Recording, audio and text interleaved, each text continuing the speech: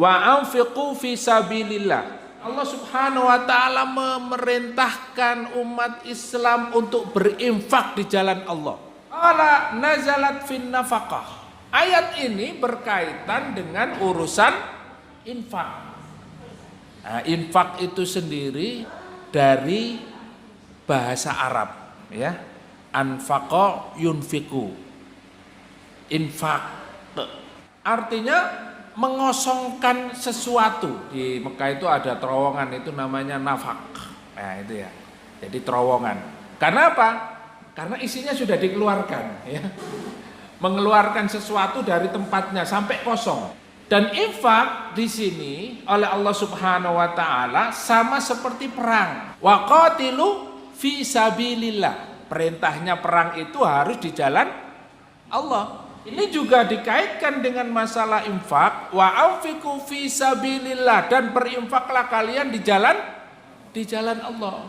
Fi sabilillah itu di sini infaknya adalah untuk kepentingan jihad fisabilillah, untuk urusan dakwah, untuk urusan perjuangan. Jadi bagaimanapun kondisi kita, bagaimanapun keadaan kita, Allah Subhanahu wa taala menggunakan kalimat, ya, perintah, wa anfiqu, dan keluarkanlah, infaklah di jalan Allah. Oleh karena itu kita berinfak di jalan Allah Subhanahu wa taala sesuai dengan kemampuan kita. Infakkan tenaga. Karena di dalam ayat ini tidak dikatakan wa anfiqu bil mal, ya. Tidak ada di sini wa anfiqu fi sabilillah. Artinya keluarkan. Ya sampai kosong tenaga, sampai lemes tenaganya. Oh ini belum lemes, belum apa, sudah nggak punya apa-apa Ustaz. Kan di dalam satu hadis disebutkan Rasulullah bersabda, bima tadkhulul jannah la shadaqatun wala jihadun. Kata Rasulullah kepada para sahabat, ya, ketika ada seorang sahabat itu izin kepada Rasulullah, dia izinnya untuk mengurusi kebun, ya. Izin tidak ikut, ya, berperang, tidak ikut lagi aktivitas bersama Rasulullah dan para sahabat. Izinnya ngurusi kebun kurma karena lagi panen-panennya, lagi mahal-mahalnya, ya. Terus bilang kepada Rasulullah, nanti ya Rasulullah, hasil panennya ini nanti saya gunakan untuk infak fisabilillah, untuk jihad di jalan Allah.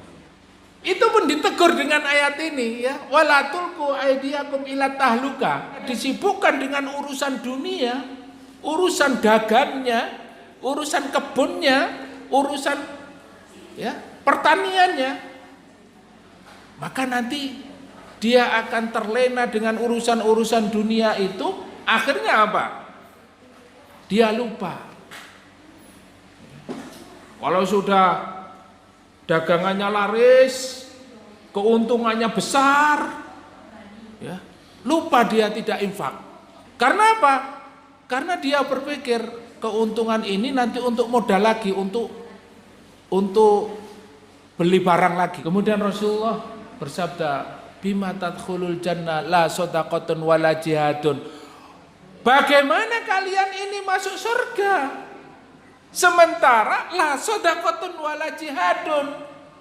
Kamu tidak bersedekah, tidak berinfak, dan juga tidak jihad. Ini yang kita takutkan. Ya, kalau sudah tidak lagi kita mengeluarkan harta untuk perjuangan, ya, paling tidak kita punya kontribusi dengan tenaga kita. Ustadz, saya kalau tenaga ini sudah tua, Ustadz, sudah tidak lagi kuat seperti yang muda dulu, ya. Nah, kontribusi dengan ilmu kita, dengan pikiran kita sumbangkan ide-ide kita, menginfakkan seluruhnya untuk Islam, ya, tenaga, waktu, nah, lebih-lebih lagi harta. Wa anfiqu fi sabilillahi wa la tulqu bi'aidikum ila tahluka. Dan berinfaklah kalian di jalan Allah dan jangan kalian menjerumuskan tangan kalian kepada kehancuran. Maknanya apa? Fakanatit tahlukatu fil iqama fil ahli wal mal wa tarokal jihad.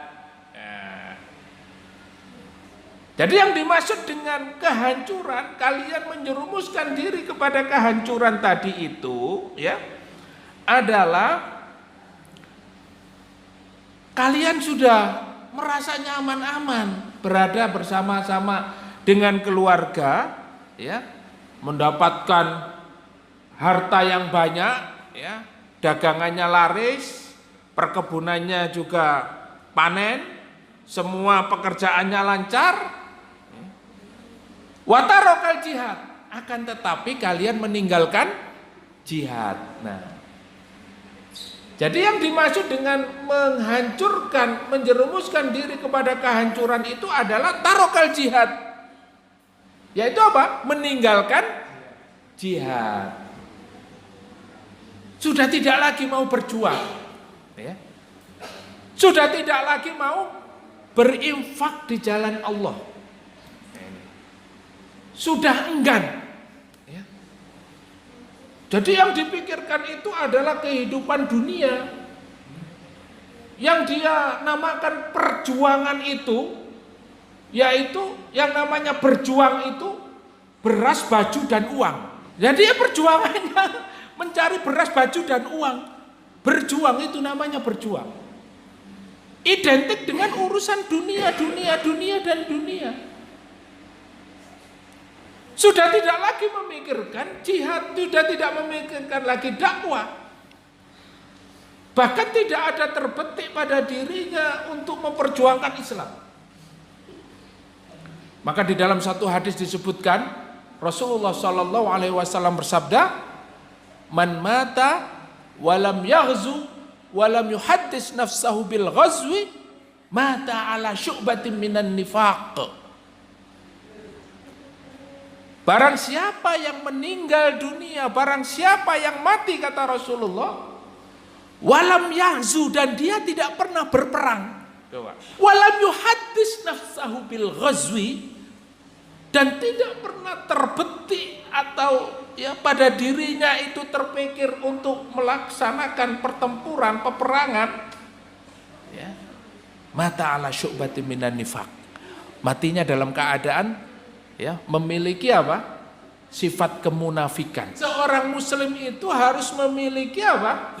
Semangat jihad, harus memiliki semangat berjuang. Bukan beras, baju, dan uang, tapi berjuang untuk Islam, berjuang di jalan Allah. Maka perintah infak di jalan Allah Subhanahu wa taala ini adalah untuk menopang kita. Bagaimana hari ini perjuangan umat Islam ini membutuhkan apa? Dana, membutuhkan tenaga, membutuhkan pikiran kita. Nah, ini harus kita berikan. Kalau umat Islam sudah tidak lagi memiliki semangat untuk berinfak di jalan Allah, sudah tidak semangat lagi untuk memperjuangkan agama Allah, laulal jihad lahalakat din. Seorang ulama mengatakan, seandainya tidak ada jihad, tidak ada umat Islam yang berjihad di jalan Allah, lahalakat din, ya. Agama ini akan hilang, akan hancur. Mardiko, ya, kalau tahu Mardiko itu mengatakan begini, di sebuah akademi militer, di situ ada pelajaran. Kalau ingin menghancurkan sebuah bangsa, maka ada 3 hal yang harus dilakukan. Yang pertama, mengubah sejarahnya. Yang kedua, menguasai medianya. Yang ketiga, kendalikan agamanya. Wah, ini luar biasa, Pak. Dan ini mungkin kadangkala kita tidak terasa bahwa sejarah Islam itu sudah dirubah sedemikian rupa, bahkan hilang, ya. Anak-anak kita sudah tidak mengenal lagi Pangeran Diponegoro, Anak-anak kita sudah tidak mengenal lagi Imam Bonjol, ya. Kalau kita dulu orang-orang, ya, orang tua masih di SD masih belajar sejarah pahlawan Islam, ya, pahlawan nasional, ya. Nah sekarang pahlawan nasionalnya sudah diganti semua, Pak. Ulama-ulama sudah tersingkirkan. Kita sudah tidak mengenal lagi ulama-ulama mujahid yang memperjuangkan negeri ini. Bagaimana menghadapi penjajah. Jadi merubah sejarah ini adalah salah satu strategi musuh. Agar umat Islam tidak lagi peduli terhadap Islam, terhadap sejarahnya. Nah, ini sudah terjadi, Pak. Kadangkala kita sendiri tidak mengenal sejarah Islam, tidak paham sejarah Islam.